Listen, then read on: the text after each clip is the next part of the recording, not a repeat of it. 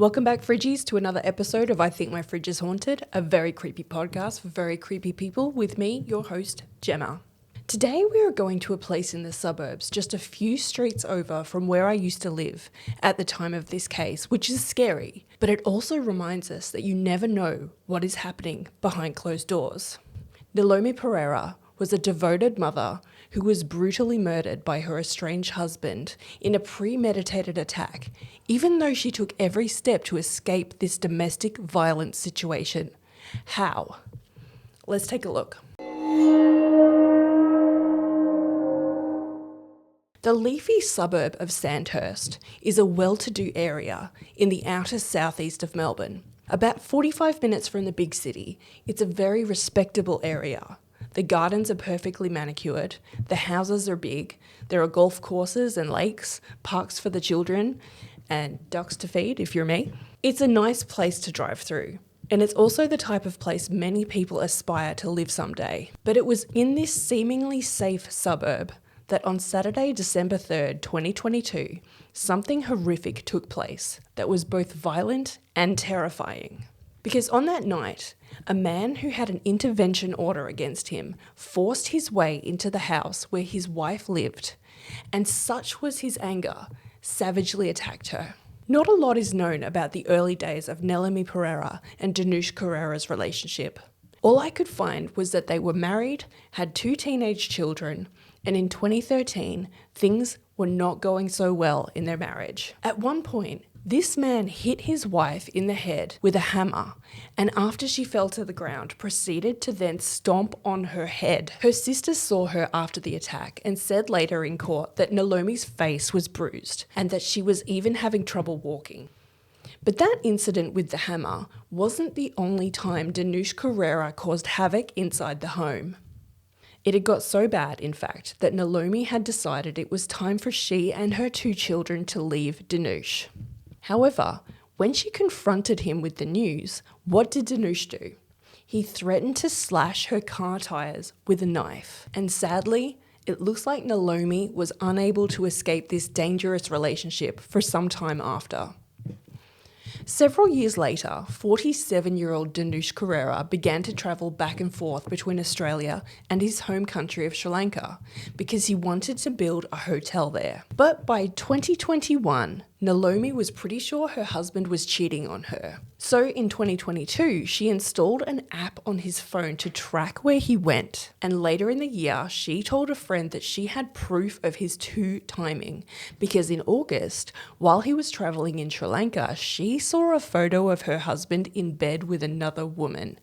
And it was then that she officially began divorce proceedings.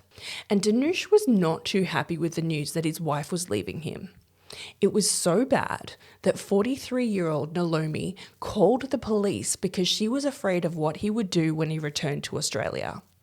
She was afraid that he would break into her house and attack her, but she was a smart woman, so she applied for an intervention order, which was approved. However, it could not be served to Danush until he arrived back in the country. So she called a domestic violence organisation and told them that Danush had threatened to kill her while they were speaking over the phone.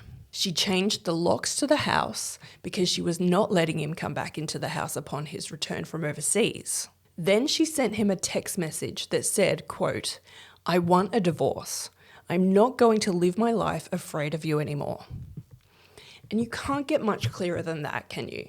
About 6 weeks after that text message was sent, on the morning of 1st of December 2022, as he walked off the plane at the airport, the Australian Federal Police served Danush Carrera with a family violence intervention order, forbidding him from going back to the house he had once shared with his wife and children. Now, I wasn't sure what a family violence intervention order was, so I looked up what that means in our state. And according to the Magistrates Court of Victoria, it is a legally enforceable document that aims to provide a person, their children, and their property with protection. The order has conditions to stop the respondent from using family violence against the protected person. Depending on the conditions, the law might require the respondent to stop the behaviour, not contact or communicate with the protected person, or get someone else to do it for them, not go or stay near the protected person or get someone else to do it for them. Now, apparently, the magistrate can also have the respondent's firearm licenses suspended or cancelled. However, I don't think that was necessary in this case. Also interesting to note that, quote, an intervention order is a civil matter. Breaking the conditions makes it a criminal matter. In this case, it means that in the very least, Danush was not allowed to enter the home in Sandhurst for the safety of his family. And as you can imagine, he was very argumentative towards the police when he got this news, and unable to go to the home where he had once lived with his wife due to his own bad life choices and deplorable behaviour towards others, he went to a friend's house to stay overnight. The following day, police escorted him to the home to pick up keys for a storage locker that Nelomie had arranged to have his belongings kept at. When he went to the storage locker, he found out that, as you can imagine, Nelomie had sort of thrown all of his stuff in there rather than placing things in a tidy manner. And who could blame her? This guy had it coming. Well, when he saw this, Danush started to cry. And I suspect his tears were not tears of sorrow. I rather think he was in a state of emotional rage. He started rambling to the police about how he built this house and this is all he's been left with. What Danush Perera did next proves to me that he was not in a state of sorrow whatsoever. What he carried out next was a calculated and heinous crime. The day after he picked up his belongings from the storage locker, he was seen over CCTV at the local Bunnings warehouse.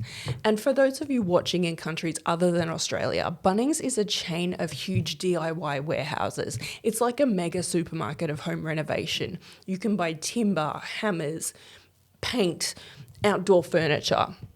And on a Saturday, you can also get a charity sausage and bread. So when someone says they're getting a sausage at Bunnings, that's what that means. Anyway, Danush wasn't there to get a Bunnings sausage at all. He was seen purchasing a wrecking bar and a hatchet. Then he went to the movies. For your knowledge, he watched Black Panther: Wakanda Forever. But I don't think he really watched the movie. I think he was just building an alibi while waiting until nightfall so he could carry out the next phase in his despicable plan. After the movie at 10 p.m, he was seen again on CCTV at a petrol station in Carrum Downs, just 5 minutes from the family home, buying a 10-litre plastic jerry can. He filled it with petrol and purchased a lighter with his credit card. Just a few minutes later, he was at the house where Nelomie and her son and daughter were. Dressed all in black, he used the wrecking bar to quietly climb into the backyard, and there in the dark, he waited, which is terrifying. Because he knew that at some point soon, Nelomie would go out to the back porch to have a cigarette. When she finally did come outside, Danush Perera hit Nelomie in the head with the hatchet he'd just bought at Bunnings that day. But as we know, Nelomie wasn't the only person at home that night. Her son and daughter heard screams and ran downstairs from their bedrooms to find out what on earth was going on. And those poor kids saw their mother on the back deck with her head bleeding, and next to her was the can of petrol. Danush Perera then told the children that if they tried to run or call the police, he would set the house on fire and kill them all. In court, Nelomie's daughter, who was 16 at the time of the attack, said, quote, he was telling us that he tipped gasoline around the house and if we called the police, he would kill me, my brother, my mum, and himself. So the daughter put her arms around her father from behind and moved him around so she was between him and her mum. And while she's doing that, she's begging him to stop the attack on her mother. And for a brief moment, things are tense, but the violence stops. Nelomie manages to get up and she begs Danush to call an ambulance, and she tells him she's not going to call the police. Of course, he won't allow this, but he allows her to go to the bathroom. And while she's in there, even though Danush is very aware that he has an intervention order against him and that he's already breached it, which is a criminal offence, he tells the children that he will continue living in the house because their mother was a, quote, whore who had cheated, ruined his life, and taken everything from him. Then, this self-obsessed moron starts interrogating the children about whether their mother is seeing other men. It turns out that she had begun a new relationship, but Nelomie's 17-year-old son didn't want to cause too much anger from his father, so he gave a vague answer about her seeing a few people. And this makes him even more angry. Nelomie comes back from the bathroom and they start having a verbal argument, during which Danush becomes so angry that he begins an attack that could have come straight from a horror movie. Danush Perera lurches towards Nelomie and starts hitting her again with the hatchet. His son tries to run from the house, but Danush chases him and hits his own son with the hatchet in the back of the head, the shoulder, and the knee. Nelomie goes from trying to save her own life to trying to fight off her estranged husband in order to protect her son, screaming, "Get off him!" And her son was thankfully able to escape this madman. His sister is still in the home, and she sees Danush opening the knife drawer in the kitchen. So she pushes the drawer shut onto his fingers, which makes him threaten her with the hatchet in his other hand. He then grabs a big kitchen knife out of the drawer and begins to stab Nelomie with the knife while also hitting her with the hatchet. But her daughter is resilient, and with the last of her courage, she grabs a knife too and thinks about stopping Danush's frenzied attack by stabbing him. He's so maniacal at this point that it would be the only thing she could possibly do. But the poor girl is so scared and probably in shock that she drops the knife. But it's all too late. Nelomie manages to say 2 words to her daughter. She says, "I'm dead." And then finally, Danush tells her, quote, "Go. I've got nothing to lose. Get out of here." And how do we know all of this? Well, Nelomie had been issued with a special watch designed for people in violent domestic situations who are in danger of something exactly like this happening. The watch had recorded everything that had happened during the 14-minute attack. And though the watch was able to record the horrific assault on this family and alert the police, by the time emergency services got to the house, it was too late. Nelomie's son and daughter had run from the home, but her daughter was captured on a neighbour's CCTV screaming for help, yelling, "Please, Dad's killing Mum. He's cutting her with a knife. He's full on bashing her with a knife. My brother is gone. I don't know where. She's dead. I'm pretty sure she's dead. He's in there with a knife. I tried calling 000. And back at the house, full of grace, Danush Perera was in the toilet and had taken off his pants when the police arrived. He walked over to Nelomie's body and said, "All good. I'll pack my bags." Then he said, "Look, I killed my wife. I killed wife. I tell you exactly what happened. Killed my wife. I have no pants. I killed my wife. She's dead over there." Then he does the unthinkable. He claims self-defense. He says, "She tried to stab me, but she couldn't stab me. She couldn't stab me. I just want to talk to her, my kids. She started to stab me. I killed her. I killed her." He pleaded not guilty to murder at trial in August 2024, saying he couldn't remember much about the incident. Nelomie was found to have 35 separate injuries to her head, her face, neck, arms, and abdomen, while Danush was completely unharmed. He tried to give the court the explanation that he went to the house because he wanted to fill up the petrol tank of his motorcycle. Luckily, after the trial, a jury found him guilty of murder after deliberating for just 3 hours. Justice Amanda Fox handed down a sentence of 37 years imprisonment with the possibility of parole after 30 years. She described his self-defense excuse, as well as the weird story he used to go back to the house, as ridiculous. She said, quote, "You were motivated by anger and saw everything in the prism of entitlement and ownership. In your mind, Nelomie deserved to be killed for leaving you, excluding you from your house and seeing other men." Justice Fox said that Nelomie Perera was a much-loved friend and mother, and that her loss was devastating for those who knew her. She said, quote, "Nelomie had every right to leave you, see whoever she liked, and remain in the Sandhurst house while the separation occurred. Nelomie Perera will be remembered as a dedicated mum and a courageous woman who tried to protect her children in the face of danger until her final breath. As Danush Perera was sentenced to 37 years in prison, he stared straight ahead and showed no genuine remorse. So with that sentence in mind, one question remains. Was it enough? This was not an impulsive act. I don't even think you could call this a crime of passion because he took the time to go to Bunnings, buy tools and weapons, as well as a new black outfit, and the petrol as well. Therefore, this was a calculated, premeditated ambush carried out with disturbing ferocity. Even crueler still, he did it in a place where he knew it would be witnessed by his children.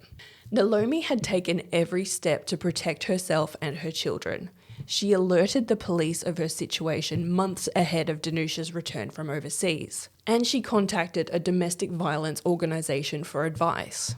She changed the locks, she secured an intervention order, and even wore a safety watch in case a dangerous situation arose.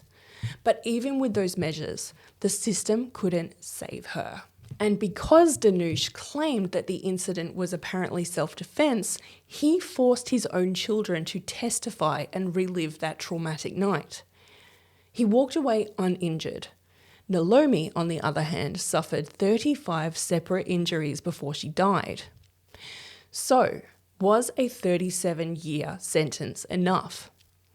If time in custody so far is taken into account and he wins his first parole hearing, he'd be released around the age of 77. This is thankfully among the harshest penalties apart from life imprisonment in the state of Victoria where we live. Justice Fox said that the crime, while very serious, did not quite meet the legal threshold for a full life sentence. That's an argument all on its own, since the crime was clearly premeditated, was witnessed by children, and the perpetrator did not seem to be truly remorseful.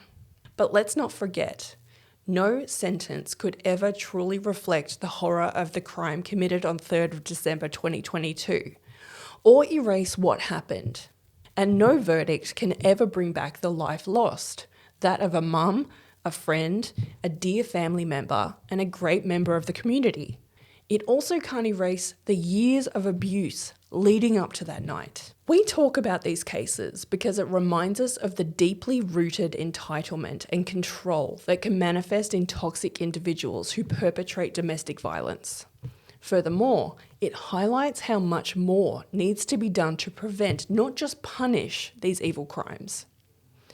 Only time will tell if Danush Perera will realise the true gravity of his actions while he sits behind bars for the next 3 decades, and if he decides to take steps to rehabilitate himself and educate others on the damage caused by domestic violence. As always, please let me know what you think in the comments section below if you're watching on YouTube. And if you'd like to follow us on social media, we mostly hang out on Instagram at I Think My Fridge Is Haunted. So until next time, Fridgies, be creepy, but don't be a creep.